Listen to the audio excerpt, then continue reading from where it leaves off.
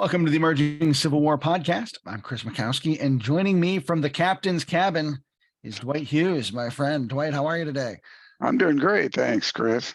Now, it should be no surprise to any of us who know you, as our Navy guy, that you've got the naval decor going on in your captain's cabin there. Yeah. Impressive, very impressive. I like the steering wheel that is maybe a window that's sort of behind you there. Yeah. That's actually a real ship's helm of the wooden type with the spokes and a brass hub and all that. And it just happened to fit perfectly with a round window that I was able to acquire from the window manufacturer. I put it right there over my bed because it looked neat. It does indeed. Yeah. So, and one thing, of course, we're completely off topic at this point. Not that we've gotten on topic, but I've got to tell folks, if you ever have the chance to see Dwight speak live, he has with him that he sometimes brings this replica of the Monitor, a scale replica of the model, which is just an incredible piece of craftsmanship.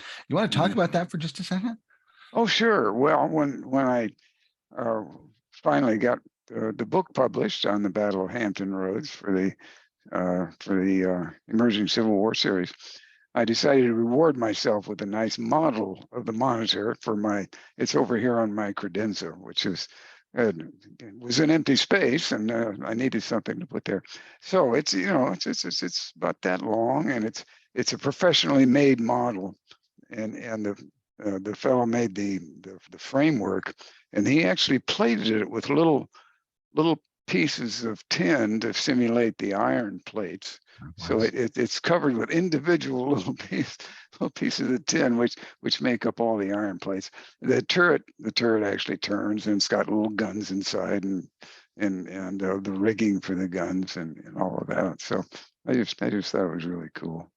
It really is. It's an extraordinary piece.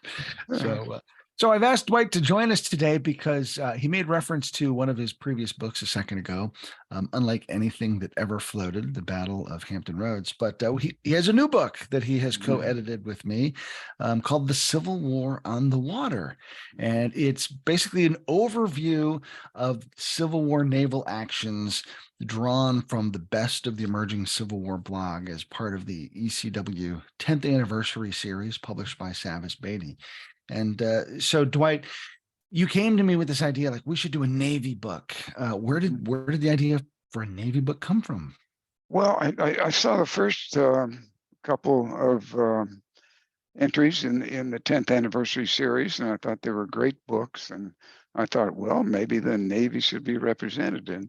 And we have done a number of posts over the years, and I thought it would just be really fun to assemble those posts into an anthology, and wanted to welcome as many other authors as we could find, both the ECW officers and authors, and we had a couple of very prominent authors that were not regular parts of ECW contribute to it. So we put together just I think a pretty good collection of essays covering all subjects of the naval Civil War. Now, I have to admit, this goes to show how closely I, as editor-in-chief, pay attention. Dwight said, we should pull together some posts and do a Navy book. And I'm like, really? Have we written enough about the Navy, though? And Dwight's like, oh, let me show you. and he came back with this wonderful list of stuff that we've done over 10 years. It was pretty amazing. I honestly, I have to admit, I didn't realize we had covered the Navy quite so well. But yeah, go ahead. I was really gratified to find out how much material there was, much of it from authors who are not focusing on the Navy, and their articles maybe not specifically Navy oriented, but they had Navy themes, and they fit right into the story, and gave a perspective from the Navy, from the water, of events that are usually looked at only from the landward side. And we can talk about some of those examples, but I think one of the ones that one of the topics that you really fleshed out well And really is kind of a war winner is that relationship between Grant and the Navy, and Yeah, really yeah, how the Navy enables Grant to do all the things that he does out west. yeah. Yeah, that was really fun, and to find how closely Grant worked with the Navy, particularly uh, with Porter on the Mississippi, and how important the Navy was to the victory at Vicksburg and on the Mississippi and on the rivers generally, and you know Grant's first major battle at Belmont. Not that it was a very big one, but it was his really first action as a commander. Relied on the Navy. He was delivered by Navy. He was supported by Navy. We had 2 Navy gunboats on the river that actually rescued him and pulled him off and held off the Confederates while he got the troops aboard. And from there on, and then of course there's Henry and Donaldson and on down to Shiloh. He was supported by gunboats at Shiloh, and then finally Vicksburg. And he really incorporated Navy elements as integral parts of his command structure and worked very closely with the Navy, even though there were no mechanisms or protocols for the Navy and the Army to work together. They'd never really done large amphibious operations, and they kind of invented the process as they went along. Yeah, and I think that's something that a lot of people forget is that the Navy and Army did not have to cooperate because there was not a unified Department of Defense at that point. So as separate branches, it really depended on the goodwill of naval commanders and Army commanders to work together and collaborate. And you sort of make the point that Grant is ahead of the curve on that and recognizes the potential for opportunity if he can get in with the Navy and get them to cooperate in ways that would be useful to him on the Yeah, land side. yeah, absolutely, and it might not have happened as well as it did. As you said, it depended a lot on the personalities and the willingness to work together. And Army and Navy officers were often competitors, both for public resources as well as public attention. And they came from different environments. Their traditions were different. Their styles of leadership and command were different, and they mentally thought of their worlds as different. They kind of ended at the high tide line. And at first, even the Secretary of the Navy Wells didn't think the rivers were in any sense the Navy's business, because the Navy just didn't operate on rivers. As a matter of fact, ocean-going sailors are generally very reluctant to go up rivers or into shallow water generally. And of course, there were cases during the war when the Army and the Navy didn't work so well together and had some missed opportunities because of that. So let's talk a little bit about that, because one of the things that you do, I think, real well with the book is define what is the Navy, what are the naval theaters, what's the scope of naval operations, and I think it's a lot more complicated than most people think if they're just thinking about ships out on the ocean. Yeah, and we tend to focus on the Navy only when it provides some visible support in a land-based land campaign. And of course, the theaters of war, of the war, are defined as the Eastern and the Western and the Trans-Mississippi, and then you have campaign theaters, sub-theaters within those. But there are actually theaters of the war in the naval war also. And some of these theaters overlap the land theaters, and some don't. Some extend to the other side of the world. And I've defined 4 theaters of naval operations, which are distinct and have their own characteristics and their own severe challenges, many of which the Navy had never really faced before.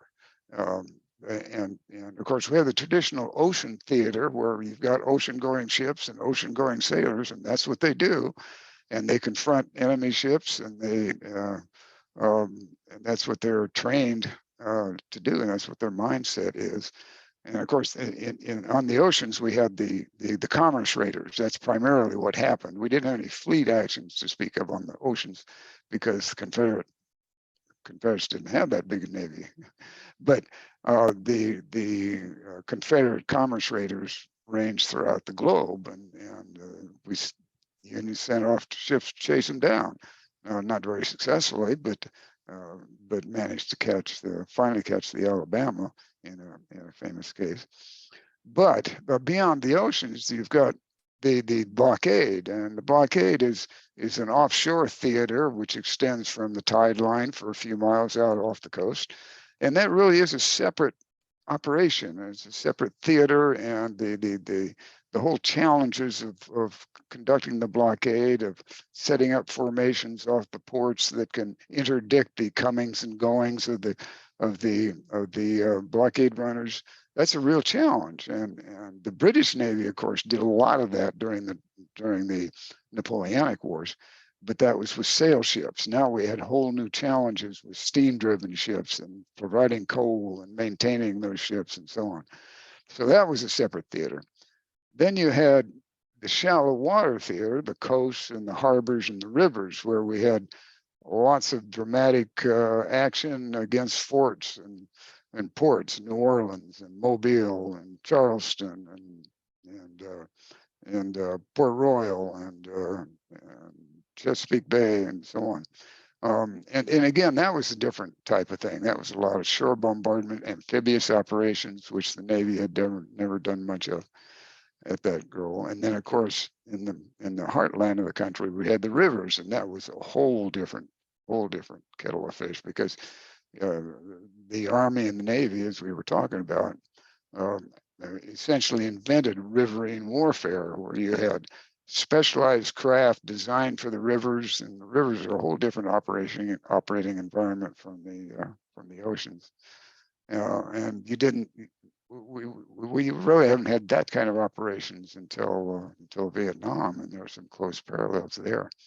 So it's interesting to look at those and how the naval theaters interacted with the land theaters, in some cases where they didn't, and they all really contributed to the conflict. Well, and early on in the war, when Winfield Scott proposes the Anaconda Plan, and that obviously depends on the Navy in order to shut off the coast and create that blockade. And he was met with a lot of skepticism, and yet really that's the overall arching grand strategy that wins the war. Yeah, that's really what happened, and even George McClellan had a real understanding of a strategic picture that incorporated sea power, because he wanted to use sea power to move his troops and to conduct to major movements like the Peninsula Campaign. He had to move his whole army down Chesapeake to do that, and he was for the river campaign also, although he didn't want to command it. He wanted somebody else to do it. But he was afraid the Anaconda Plan would take too much time for McClellan. He wanted to get in there and fight the whole thing in one campaign, which is, of course, what he failed to do. But the integration of sea power with land power was really new for all concerned.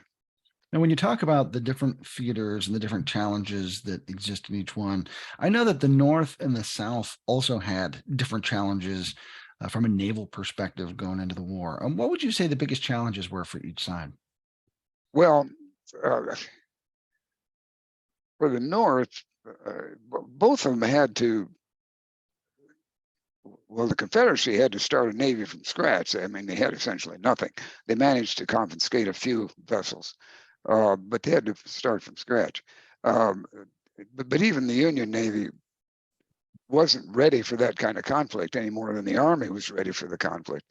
So, like the Army, which was relatively small and scattered in small commands throughout the West, the Navy was relatively small and scattered in small commands throughout the globe. They just operated in small squadrons, in the Mediterranean and in the Far East and off the coast of South America and so on.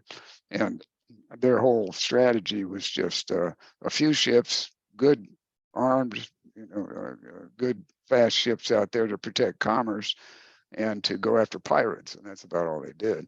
And then, of course, they trained for single ship-to-ship battle. But they were in no way prepared or even, thought about massive operations like the amphibious operations, Fort Fisher is probably the epitome of the Civil War amphibious operation, and even Vicksburg, or they didn't think about riverine warfare, so they had to kind of wholly reconceive themselves. And the Confederacy started off in much the same way. They tried to. The Confederate Navy was modeled after the U.S. Navy by veterans of the U.S. Navy, and they essentially tried to set up a new navy on the same model. But they as the underdog, they had to use underdog strategies, and they looked to new technology. They're really forward thinking in that. And the Secretary of the Navy, Mallory, was a really competent guy. He'd been head of the Naval Affairs Committee in the Senate in the 1850s, and had really been involved in modernizing the Navy that he then ended up fighting during the war. But he specifically went for ironclads. He wanted to get ironclads. And they developed torpedoes, mines, submarines. He sought new technology. He was pursuing asymmetric warfare to try to offset the advantages that the North had, and so that was his big challenge. And he actually did. I mean, the Confederate Navy did much better than one would expect, given the circumstances and the resources. When you talked about the Union Navy training for ship-to-ship combat, and there's that old adage where you're always training to fight the last war, and I always think about the War of 1812, and you've got these big naval vessels that are just battling it out, in the ocean and the Great Lakes and stuff, and that's really not the extent of naval warfare in the Civil War at all, where it's a lot more up close and personal and interactive with the land in a lot of ways. Yeah, they don't really do much of what they used to do and what they trained to do. I mean, their heroes are folks like John Paul Jones and Bainbridge, who got right up next to the enemy ship and beat them until one or the other sank. And it was the U.S. Navy had never been involved in major fleet actions. Of course, the U.S. Navy is modeled very much after the British Navy, the Royal Navy, and so they didn't engage in large squadrons. A few ships, 4 or 5 ships would be the most they would ever have in one squadron. And we didn't even have admirals in those days. We didn't have general officers because we didn't need them. We didn't have fleets that we needed admirals to command. And also, it was the Navy and the American people were always afraid that admirals were too aristocratic. They were too British, and we didn't want to have admirals. But so when the Navy started, the Navy didn't have officers above the rank of captain, which is the Army colonel equivalent. And it's funny because as you were sort of educating me about some of that language, which I had to be brought up to speed on, and you were sort of saying, well, yes, captain is a rank, but if you run your own ship, it's also a title. But there's that's right, and so like just understanding the language to discuss it. Pretty confusing to a landlubber like me. That's right. Yeah, Navy has its own world and its own terminology. So there are several instances of that. A captain, a commanding officer of a vessel, is a captain. Is a title. He's called captain. He's addressed as captain. But during the Civil War, not all commanders of vessels had the rank of captain. As a matter of fact, most didn't. It was the captain was a senior rank, and a lot of vessels were commanded by officers of the rank of lieutenant, and even below that, you had small ships, coastal ships and inland and shallow water ships that might be commanded by warrant officer rank, what the Navy calls a master or a master of navigation, and so that can be confusing for those not familiar with it. Now, you had talked a few minutes ago about the Union Navy's need, in particular, to reimagine itself. Whereas the Confederates are sort of starting from scratch, and maybe have an advantage in that regard, in that they can kind of adapt to the situation as they grow. The Union Navy has to reconceptualize a lot of what it does. And you have a great piece in the book that talks about Farragut's attempts to take Vicksburg in 62.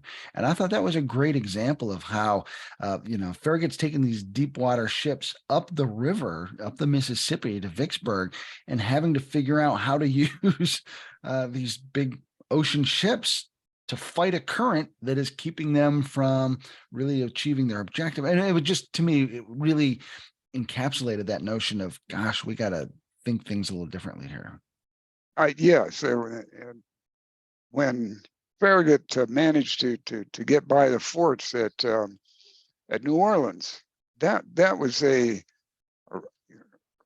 revolutionary action, because traditionally sailing warships would never take on forts like that, because when you're dependent on wind, you can't move around very well if the wind dies, or if it's blowing the wrong direction, then you're a sitting duck. And the sailing warships were generally more lightly built and smaller guns than the forts. So they just sat there in the water, and the forts would bombard them. So it was part of their mindset that a sailing ship would never take on a fort. But you put steam into the equation. The 19th century was revolutionary in many ways, and the development of warships was part of that. They were bigger, they were more heavily built.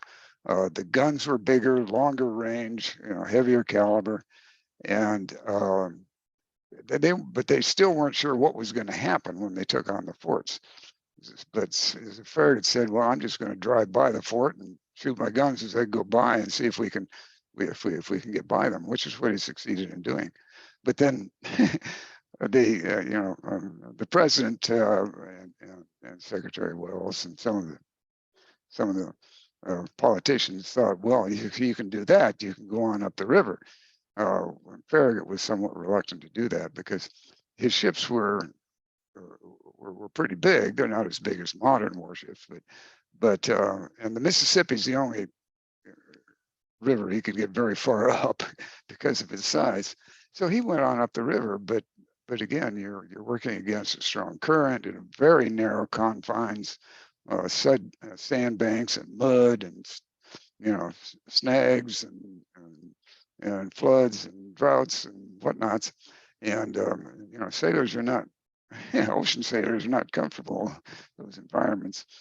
But anyway, he went up the river, and he managed to he got up to Vicksburg. At the same time, the Navy was developing this whole new thing called a river squadron, which was made up of river boats that were converted to gunboats, mostly shallow water, shallow draft boats, wide beamed, that could carry cargo and still operate in the shallow rivers.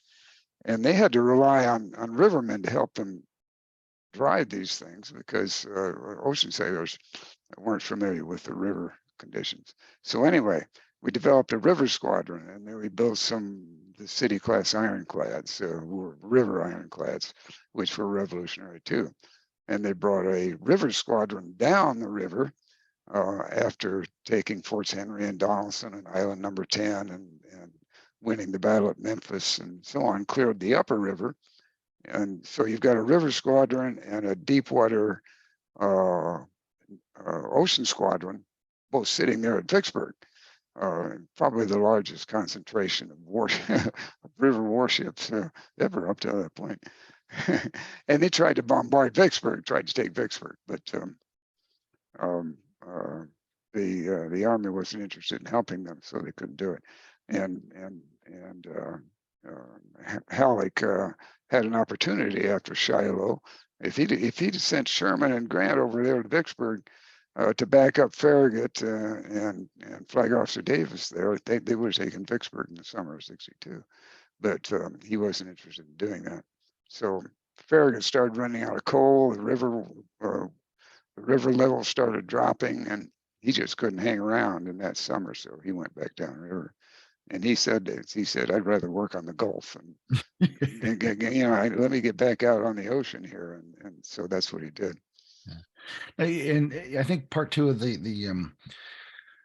reimagining that takes place with some of the technologies and some of the strategies, some of the organizational structures. If we jump ahead to the Battle of Mobile Bay, where the organization of the Navy is a lot different, and what Porter has to work with and how he organizes his ships is a lot different than the way the Navy had been operating earlier as sort of single vessels or small squadrons.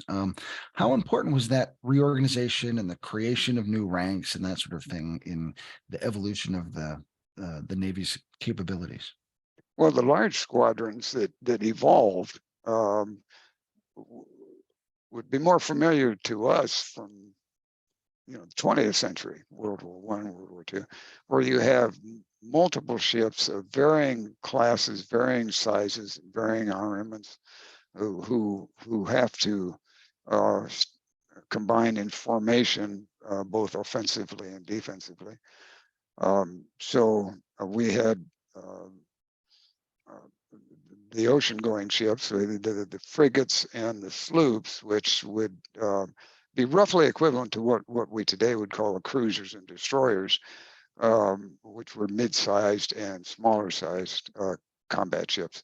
We didn't have much in the way of big ships, battleships, because again, we didn't do those kind of fleets actions. But still, these ships, the frigates were the biggest ones. And the traditional frigates were in design very similar to old Ironsides of the Revolutionary War of 1812. They were a bit bigger, they were a bit heavier, but they looked the same, with a hull and a main gun deck and a few other guns on a higher deck and a full sailing rig and all of that. The major difference, of course, was that they had steam engines, and they had steam engines, and when they got to propeller propulsion, then they were much more maneuverable, much more capable of being independent of the wind and operating independently. And from a ship driver's perspective, that's a whole different perspective. I mean, for millennia, sailors, depending on the wind was their main propulsion, and everything they did was dependent, and they were completely conscious of what was going on with the wind and the seas. And here you had a powerful internal human propulsion system under human control, and so the ship could go pretty much where it wanted to, where they pointed it wherever they wanted to go, and they went there in reasonable weather conditions. And that's a different mindset. And so he assembled these ships in formations and squadrons, Farragut getting again past the forts at Mobile Bay, like he did at New Orleans. He had to line up his ships and determine what order to put them in, and he put his heavier ships first, of course. He also had smaller ships. He had some monitors there. He had 4 monitors who were improved versions of the original USS Monitor, and they were capable ships for what they could do, but they really couldn't do much against forts. And unfortunately, the USS Tecumseh hit a mine and immediately sank. So, but once they got into the harbor, Mobile Bay, Then they had the one, the CSS Tennessee, really pretty good rebel ironclad to deal with, and the monitors and the other ships just surrounded her and battered her until she had to give up. But again, it was a learning process, and they learned as they went along. Yeah, I was, and I think I misspoke and said Porter's name a second ago when I meant Farragut, because obviously "damn the torpedoes" comes from the story. But I thought it was really fascinating though, the way he would lash ships together so he could use the steam power, and he'd put the ironclads on the shore side to use them kind of as shields to help protect the wooden hulls, and just that was a much more sophisticated way of thinking than you kind of saw some stuff happening earlier in the war, and it lets him kind of run the gauntlet there. That's right. So as you were assembling the book and you're pulling together the original list of blog posts, I know one of the things that was on your mind was making sure we had sort of a comprehensive view of the war on the water. So you had to do some original pieces for the book to kind of fill in some of the gaps, because obviously the way we work at Emerging Civil War is we all write what we happen to be interested in writing at any given time. So there's not necessarily a holistic approach when you finally pull something together like this. You can kind of see some of those gaps. So you had to fill some of those gaps. What was on your mind as you were trying to figure out strategically how to kind of tie the loose pieces together? Well, I wanted to cover multiple aspects of the war, not just the battles and the technology and the which I enjoy, but wanted to also talk about get some of the personalities involved and some of the social history and so on. And that's where I went back and found other people who had written about those kinds of things. And we had some of our other contributors, like Sharita Bidikofer did a wonderful piece on the last slave ship, the voyage, the Clotilda, which was the last southern ship that managed to get over to Africa and get a cargo of slaves. And so she wrote a very interesting description of how that whole business worked, and how a slave ship and went over to Africa and picked up slaves, and what they encountered as they came back. And we also had well, let's see, a good piece about Robert Smalls and the planter, and he was a slave who was actually a harbor pilot and managed to capture a Confederate gunboat and run out of Charleston Harbor and turn her over to the Union, and he became a hero for that, as he should have. And actually, they've renamed a major hall at the U.S. Naval Academy after him now. Oh, cool. It was named for Matthew Fontaine Maury, who was the inventor of oceanography and a very famous scientist, and did a lot for the Navy and the Naval Academy before he joined the Confederacy, and then he did a lot for the Confederacy. So, but as part of the recent controversy about those issues, they've now renamed that hall after Robert Smalls. I've got to give a shout out to Maury, because living on the edge of the Chancellorsville battlefield as I do, and I walk by his birthplace almost every day on my morning walk. Funny that the father of oceanography came from such a landlocked little spot in central Virginia. And he's just someone I've always admired, because once upon a time I wanted to grow up and be a marine biologist, and so I was really interested in ocean science, and just the work he did as a scientist is pretty revolutionary. And then of course, too old to serve in the Navy, so when the war breaks out, he does go to work for the Confederate government, and that has since marred his reputation. But as a scientist, he really was one of the great scientists of the 19th century. Yeah, he was. He was world famous. He was only, but he was a lieutenant in the United States Navy. But he was head of the Naval Observatory in Washington, D.C., which is still there. And he he began developing began recording weather patterns and ocean patterns and current patterns of currents. And he did this by compiling hundreds of logbooks from ships, merchant ships and Navy ships as they sailed the whole globe. And he compiled all this data without computers, which must have been an amazing manual operation, and began to understand the world currents and ocean currents and weather patterns and wind patterns and whale migration patterns and everything throughout the globe. And he published all of this. And actually, mid 19th century America was a period of revolution, both in ocean transport and ocean commerce, and the famous era of the clipper ships was so successful, largely because of what he did, because the captains learned to optimize their tracks, to plan their navigation such that they did the best with the winds and the currents. And that's one of the reasons the clipper ships were so fast. So and I know Neil Chaitlin was kind of one of our other heavy lifters in the book. He's a relatively recent addition to ECW. He's been with us a couple of years now, but I know that you were excited to have another fellow Navy person who was like just committed to Navy stuff join the staff of writers. But as I mentioned earlier, as you went back through the list and found some of these other blog posts, there were a lot of people who contribute. I was even surprised I had something to say about some naval action. Yeah, I was glad of that. Yeah, sure. Go ahead.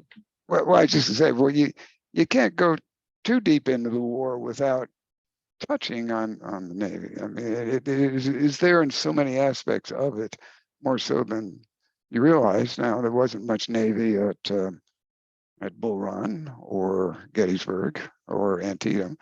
I mean, you got a little streams there, but you get out toward the coast and on the rivers, an argument can be made, and some people do make the argument that the war was won in the West, and if it was won primarily on or near rivers, and the Navy was a major player in that, and so it's good to give them credit. And I even think about, the way naval operations change here in the East. A lot of people don't realize that, as McClellan's marching up the peninsula, he's able to get past the line at Williamsburg because the Navy outflanks the Confederates on both sides. So it's really the Navy that makes the Peninsula Campaign as successful for McClellan as it is. And, as Grant brings his operations down toward Richmond in 64, he's thinking about how can he use the rivers to help supply his men, help to protect them as they're making their crossings. And, so the rivers really play these really important roles that I think a lot of people tend to overlook or forget about. Well, yeah, and so does seaborne logistics plays a major role. Of course, McClellan brought his whole army down the Chesapeake to do the Peninsula Campaign and evacuated them the same way. But Grant after Cold Harbor gets around Lee and gets across the James there, and he sets up there at City Point, and he does that specifically so he can establish his logistics base there, and that huge base at City Point. And there isn't much Navy action by that point in the war, but the Navy is protecting it, and we do have a couple small engagements there on the James during the Petersburg campaign. And the Navy is responsible for making sure that his army is supplied, and it is largely that way. And Grant's army at Shiloh was delivered to Shiloh by the Navy, right. and all up and down the Mississippi, of course. That was true.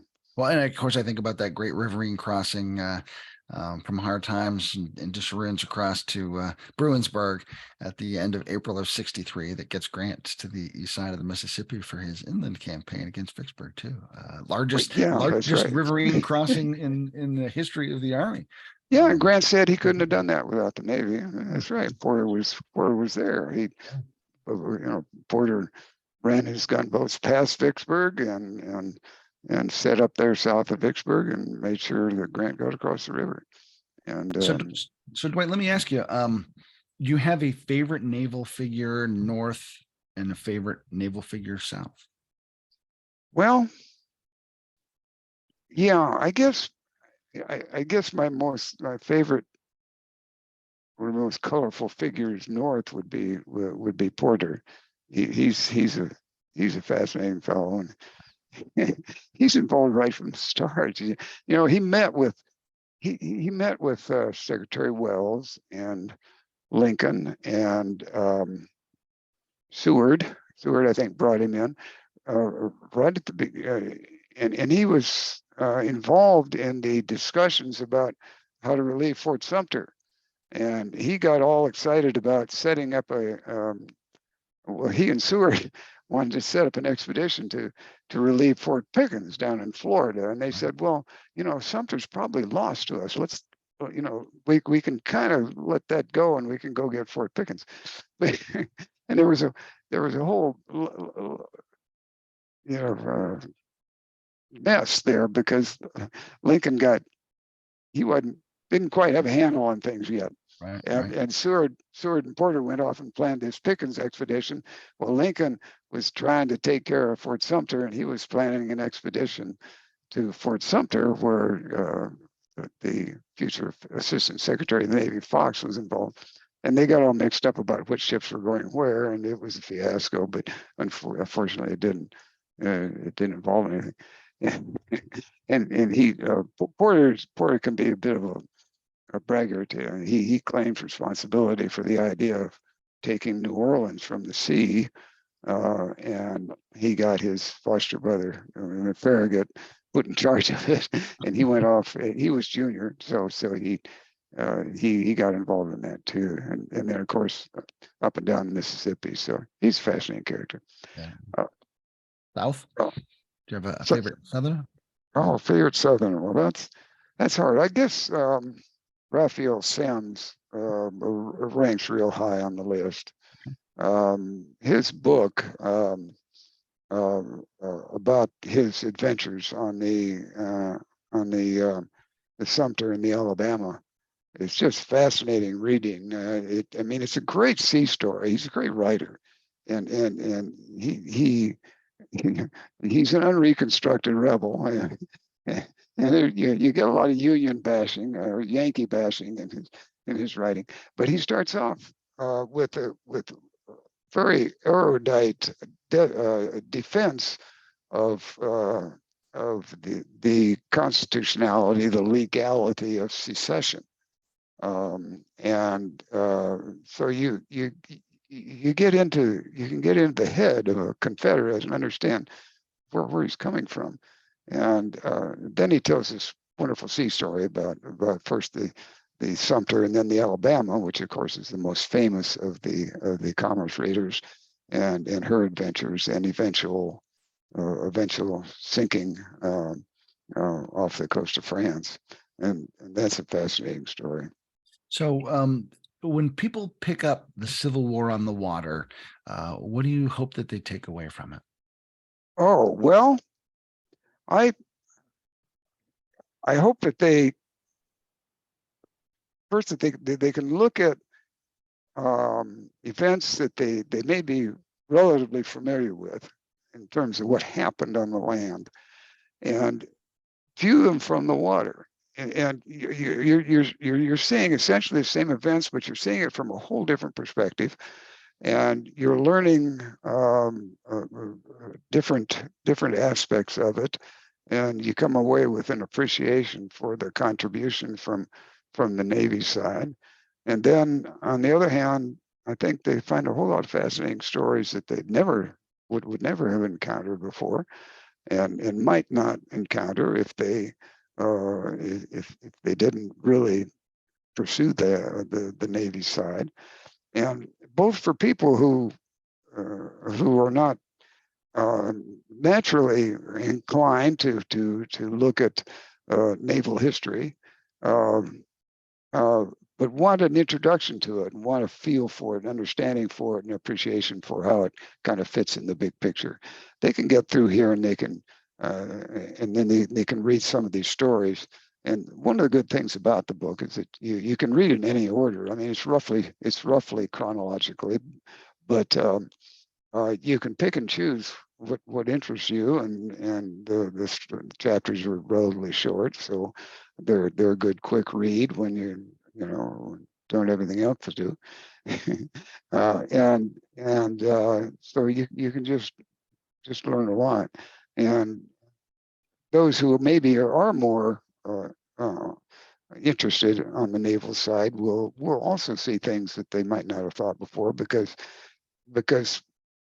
what we're trying to do here is, I got one foot on the shore and one foot in the boat. We're trying to see things from both sides and see how the pictures fit together. Very good. So now, before I let you go, you've got two other books that I want to take an opportunity to plug. And your first one was a Confederate biography, the CSS Shenandoah. Tell me just a little bit about that. Well, that was a fascinating story, and that got me into this business in a wonderful way, although it took me a long time to do it, because I was still working when I started that project, but had a day job. But it's the story of the CSS Shenandoah, which is the last of the Confederate commerce raiders. And she's a fascinating ship because she's actually a British tea clipper that was built with a steam engine. So she wasn't built as a commerce raider, but she made a perfect commerce raider, and she sailed around the entire globe, the only Confederate ship to do that. She sank 20-some Yankee whalers in the Arctic, in the Bering Straits, 6 weeks after Appomattox, which was a pretty dramatic story. And that's the farthest north the Confederacy got. And then once she did hear real news of the end of the war, she came back around Cape Horn and back into Liverpool, where they just abandoned the ship. And so in November of 1865, the last Confederate banner was lowered, and one could say without defeat or surrender. They just took it down and walked off the ship.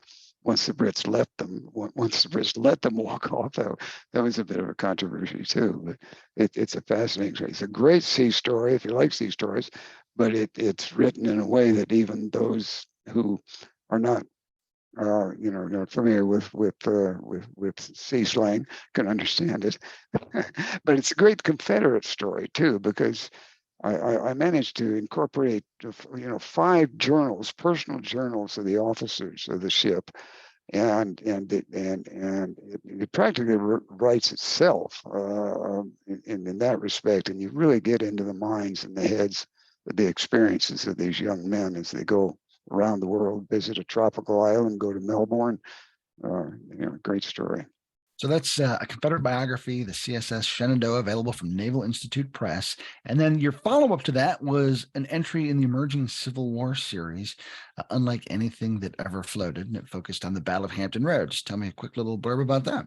Yeah, well, that was a great experience. It was a challenge writing a comprehensive story in the format of the Emerging Civil War series, which is great because you really have to focus, you have to concentrate, you have to get the words down, and get lots of great pictures. And I wasn't sure at first how much I could contribute to that subject, because so much had been written about the Battle of Hampton Roads, the Monitor and the Merrimack slant Virginia.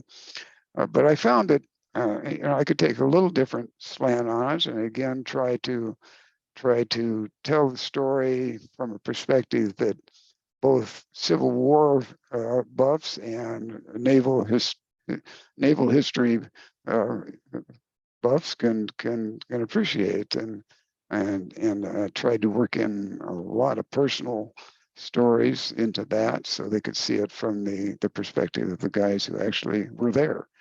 And so that was a great a great project. The thing I find with a topic that's been written about a lot, as you say, but they tend to be books that are you know, pretty thick. So having a good comprehensive overview that Price to Sell, I think is a really good contribution to the field, because that's a good introduction that, people aren't going to want to invest in necessarily the time and money for something that if they're just a little bit curious. So, Right. and I hear so many great comments, and we get so much great feedback about that book. So, Great. kudos to you on that. So, Dwight, anything I haven't asked you today that I should have? Well, I don't know. What's your favorite beer? Dwight's always on the quest for the perfect lager. Every Yeah. time we have a Well, beer. Chris is much more knowledgeable in that arena than I am. So I kind of, whenever we have lunch together, I look to him to help me out. But anyway, no, I can't think of anything else. Very good. Well, the book is called The Civil War on the Water, co-edited by Dwight Hughes and myself, and just a tremendous amount of excellent stuff by Dwight in the book. I should mention, as we're compiling things, Dwight was a little worried. He's like, "Dude, there's a lot of me in this book." And I said, "You are our subject matter expert. You have been with us for a long time. This is the thing you're passionate about writing. I want to show off the great work you've been doing for all these years. So I'm really proud of the opportunity to have put this book together to showcase Dwight's excellent work on naval history. And because of his generosity of spirit, we have many other collaborators who've contributed to this. So, Dwight, congratulations on a great book. Well, thanks, Chris, and thanks so much for the opportunity to do this. It's been a real pleasure and honor to get it done. Thank you all for being with us today. On behalf of Dwight, I'm Chris Mikowski for the Emerging Civil War podcast. We'll see you online and on the battlefield.